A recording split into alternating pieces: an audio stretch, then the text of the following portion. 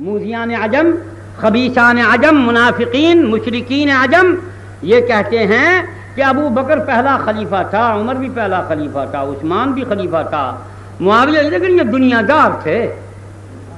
یہی بات تم دیوبندی کہتے ہو کہ معاویہ دنیا دار خلیفہ تھا۔ خلیفہ تو تھا لیکن دنیا دار تھا۔ ہٹ تیرے نخرے میں گرم مسالہ، ہٹ تیری دیوبندیت میں گرم مسالہ پاکستانی دیوبندی۔ تو اپنے آپ کو بزرگوں سے مت ملا، اے بریلوی تیرے نخرے میں گرم مسالہ دے دے مجھے گالیاں۔ میں تجھے کافر مشرک نہیں کہوں گا، لیکن تو ہے مسلمان بڑے تھرڈ کلاس قسم کا ہے، 7ویں کلاس کا مسلمان۔ تو امیر معاویہ کو دنیا دار خلیفہ کہتا ہے؟ امیر معاویہ کو دنیا دار تو نے کہہ دیا، باقی 3 کو انہوں نے کہہ دیا۔ یہ تو شیعہ سنی بھائی بھائی کی قدر مشترک ہے۔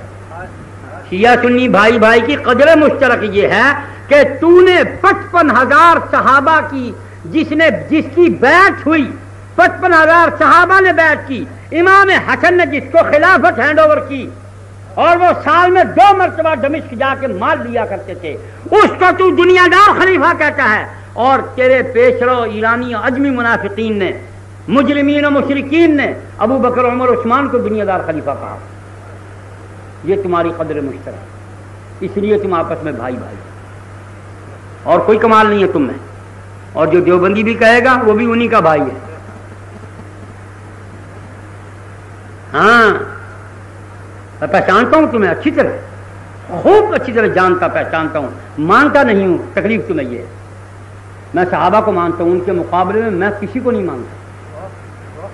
میں بار بار دہراتا ہوں، میں صرف صحابہ کو مانتا ہوں، ان کے بعد آنے والے کسی آدمی کو ان کے برابر کا آدمی نہیں سمجھتا، کسی پہلو سے ان کے برابر کا نہیں سمجھتا۔